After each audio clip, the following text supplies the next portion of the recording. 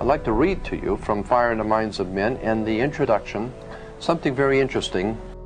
A recurrent model for revolutionaries and early mystics and young Karl Marx and the Russians of Lenin's time was Prometheus, the god who stole fire from the gods for the use of mankind.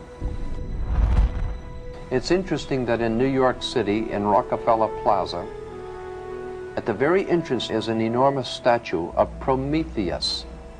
How appropriate. And when one understands how the Soviet Communist Party is financed, organized, and directed out of New York, then it will not be any great mystery as to why in front of Rockefeller Plaza we have the god Prometheus. But it goes on to say in the introduction, the Promethean faith of revolutionaries resembles in many respects the general modern belief that science would lead men out of darkness into light. But there was also a more pointed millennial assumption that on the new day that was dawning, the sun would never set. Early during the French Revolution was born, quote, the solar myth of revolution, end quote, suggesting that the sun was rising on a new era in which darkness would vanish forever. This image became implanted at a level of consciousness which simultaneously interpreted something real and produced a new reality. The new reality that they sought was radically secular and stringently simple. The idea was not the balanced complexity of a new American Federation, but the occult simplicity of its great seal, an all-seeing eye atop the pyramid over the words Novus Ordo Seclorum. The seal that we have on an American dollar bill is an occult seal of an occult society pursuing an occult agenda. Even George Washington in his personal letters mentioned the Illuminati and Freemasonry. George Washington himself was a Freemason.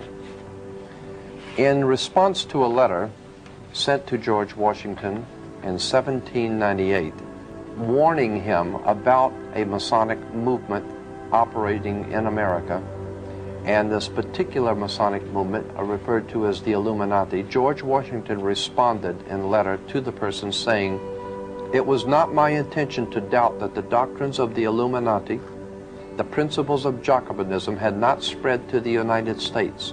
On the contrary, no one is more truly satisfied of that fact than I am." And then he proceeded to say that he did not believe that all Freemasons were involved in this plot, but that the founders of the Democratic Society in America, or the Democratic Party, as we call it today, in America, had the object in mind of the Illuminati's projects, and had actually, the Democratic Party, George Washington said, actually had the separation of the people from their government in view. That may explain why today that in a democratic country, the people make certain demands on the government and the government doesn't respond. The people want this, the government doesn't respond. The people demand that, the government doesn't respond. Because the whole concept of the democratic process was purposely to divide the people from their government, so that the people could be out here working, taking care of their lives, feeding their children, and sending their politicians to Washington to look out for them. When they got there, they were already members of certain fraternal organizations, and all government was already taken care of, so that the people have nothing to say about anything. And that's the point we're trying to make, that when you send politicians to Washington, D.C., they might just as well stay home. Let me read to you from the congressional report published by the Congress of the United States. It talks about steps toward a British Union, a world state, and international strife. International strife is very much concerned with a world state and British Union. Britain is referred to as God's kingdom, the United Kingdom. International strife, which is happening throughout the world, is part and parcel of preparing the world for God's united kingdom. And America is playing its part. That, incidentally, provides the basis for racism in the world today. God's kingdom, of course, coming through Britain and America. America being ruled from the White House. England being God's chosen to sit on Jehovah's throne for Jesus, provides the world with a convenient racist philosophy, and then we wonder why the rest of the world doesn't seem to care for America a lot. Freemasonry has made arrangements to organize, direct, finance, and control different segments of society in our country and throughout the world. They have realized that in this country, black movements are moving into mainstream America, therefore the need arises for black leaders to be able to fall in line, to go along, to get along. Some of the black Freemasons that have been accepted into the order is Jesse Jackson, Andy Young, mayor of Atlanta, the late Harold Washington, mayor of Chicago. We see that Freemasonry uses all races to accomplish its objectives. The groups were called circles, and you had your circle of friends. There were 5 circles of friends, America being one of them.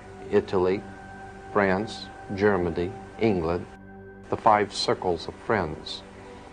They were called in the European Freemasonry the Olympiads, so that today the Olympiad organization symbol is 5 circles, the 5 Masonic circles of friends. Of course, the Audi has only 4 circles because America's not included in that project.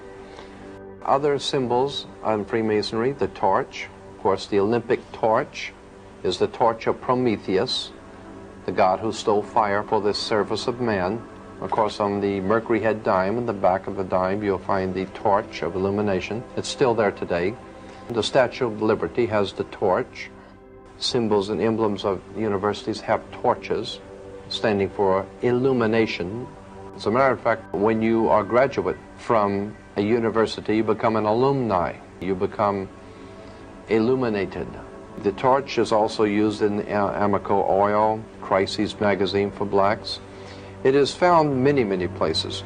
Of course, when you go to college and university, or even graduate from high school, you come out with a, as we said, a black robe, which is black for Saturn, the god of Hebrews, and the square mortarboard. The square mortarboard is, of course, Freemasons use mortarboards for their plaster. It all has to do with Freemasonry. It all has to do with the control of education in this country, the control of our religious thinking, our minds, our government, our money, our lives. Everything from your corner drugstore is influenced by secret societies, occult orders, and politics of the scientific kind. Our founding fathers would probably turn over in their grave if they saw what happened to us and how we've been deflected from our purpose and our mission in the world to become nothing but pawns in a game. Even the Liberty Bell, the symbol of liberty, an equal Liberty Bell, identical with the same crack, is found in Moscow. It's a very famous Liberty Bell of Moscow with the same crack. It becomes known as a symbol, the symbol of the Brotherhood of the Bell. Bel being B-E-L, the ancient god in the Mesopotamian Valley, being the one that we call Beelzebub or Belteshazzar or Yahweh. There are too many symbols, too many things going on in our world that we're just not aware of in this busy time in which we live, that it's time that we took time to look around us, see the emblems of power, see the emblems and seals of our government. Look at the dollar bill instead of trying to earn one. Just look at one for a change. Ask yourself why it is that our country operates the way it does. And is there a rhyme and reason to the way things happen?